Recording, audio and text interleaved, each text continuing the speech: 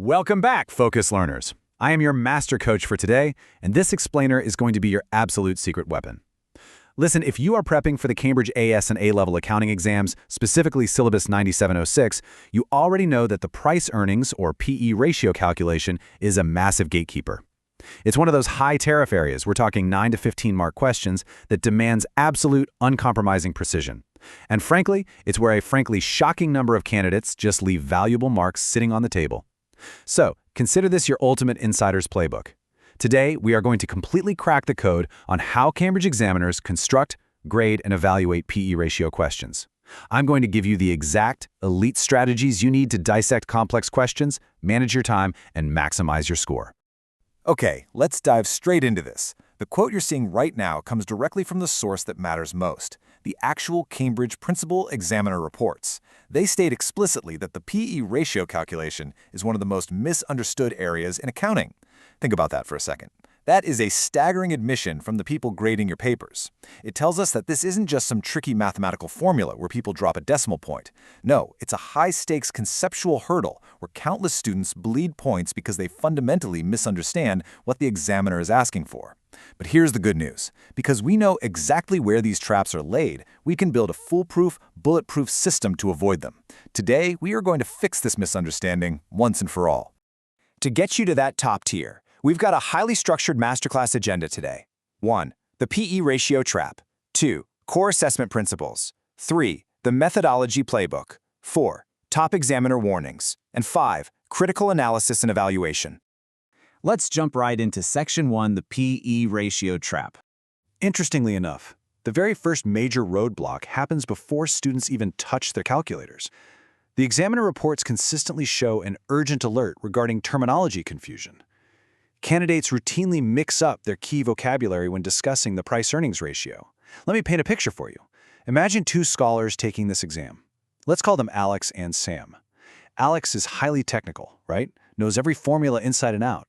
But Alex jumps straight into the calculation, throwing around terms without explicitly establishing what they mean in that specific business context. And boom, Alex immediately loses the examiner's trust. The examiners are hyper-focused on precision. The solution is simple, but absolutely critical. You must explicitly define your terms before deploying them in your extended analysis. It proves to the examiner right out of the gate that you are firmly grounded in the academic benchmarks of the syllabus. Moving on to Section 2, Core Assessment Principles. It's time to shift our focus to how examiners actually view and grade your answers. This fundamental difference right here is what separates a mediocre, middle-band response from a top-tier, flawless one. On the left side, we have superficial breadth.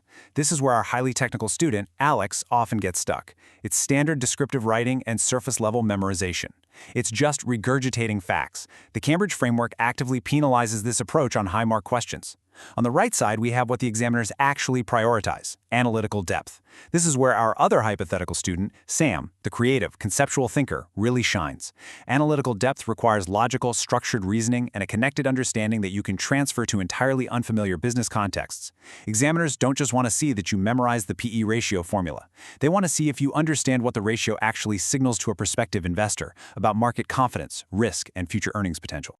To achieve that analytical depth, you have to master the 3 distinct cognitive domains targeted by the assessment framework. Look at this breakdown. The first domain is knowledge and understanding. That's your Assessment Objective 1, or AO1. It's the baseline. The second is analysis, or AO2, where you interpret relationships and draw evidence-based conclusions from the stimulus texts and tables. And the third, the highest domain, is evaluation, or AO3. This is where you assess alternatives and make justified recommendations. If you want to unlock those top marking bands, you can't just camp out in the knowledge domain. You have to actively demonstrate competence across all 3 levels, sequentially building your argument. And that brings us to Section 3, the methodology playbook. So, how do we practically deploy those cognitive domains under extreme time pressure? The absolute most vital question you can ask yourself going into this exam is, how do we secure maximum method marks? You see, Cambridge examiners reward the strict procedural process just as much, and sometimes even more, than the final mathematical answer. But before we unlock the exact sequence to secure those method marks and solve the hardest part of this problem, I'm going to pause our session for just a second. If you are serious about cracking these exams and want a weekly Cambridge breakthrough strategy just like this one, you need to subscribe to the channel Ace the Exams, IGCSE, O, and A levels right now. Find us at @acetheexam_IGCSE, hit that subscribe button, and make sure you enable all notifications so you never miss an exam hack. Okay, let's get back to the strategy and get you those marks. Let's deconstruct exactly how you build a response paragraph by paragraph to secure those method marks. This is the 6-step sequence examiners are desperate to see. Step 1, deconstruct the question. You have to isolate the command word. Are they asking you to analyze or evaluate, to explain or judge to what extent? Those require completely different structures. Step 2, extract the relevant data from the stimulus materials. Step 3, select your analytical framework. Step 4, execute with incredibly clear notation. If you hit a roadblock here, do not just do the math in your head. Write down every single cognitive step you are taking.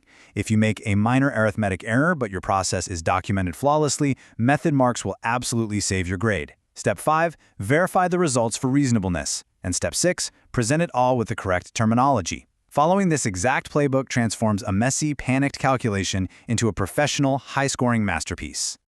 Now we enter the minefield. Section 4, Top Examiner Warnings. I want you to treat this like an interactive workshop. Imagine I just put a poorly written student answer on the board in front of you. Where are the flaws? Well, here are the 3 most dangerous exam traps pulled straight from the examiner reports. Number 1, using the wrong approach for the wrong context. Just because you memorized a PE ratio formula doesn't mean it applies perfectly to every single scenario. Context is everything. Number 2, forgetting to check format and presentation. We'll talk about that in a second. And number 3, providing generic textbook answers that aren't tied to the specific business scenario in the prompt. If your paragraph could apply to literally any company in the world, it is not going to get full marks for the specific company in your exam paper. You have to link your reasoning back to their specific data. Let's zoom in on that second warning about presentation, because it's a silent killer. Formatting is not an optional bonus for the neat and tidy students. It follows strict conventions. Proper headings, correct terminology, appropriate formats, and clear annotation are mandatory professional skills. When you are writing your response, the examiner is treating you like a professional accountant presenting a formal report to a board of directors. Your layout, your spacing, your headings, all of it must reflect that professional standard. Let's bring it all together in Section 5, Critical Analysis and Evaluation. We have reached the absolute summit of the assessment objectives. This is how you elevate a mathematically correct answer into a flawless, full-mark response. Evaluating the quality of evidence in a PE ratio problem requires you to look way beyond the final calculated number. Top-tier candidates use this specific 4-step evaluation framework. First, they identify the limitations of the data. Is the data historical and potentially outdated? Second, they uncover the assumptions made in the calculation. Third, they form alternative interpretations.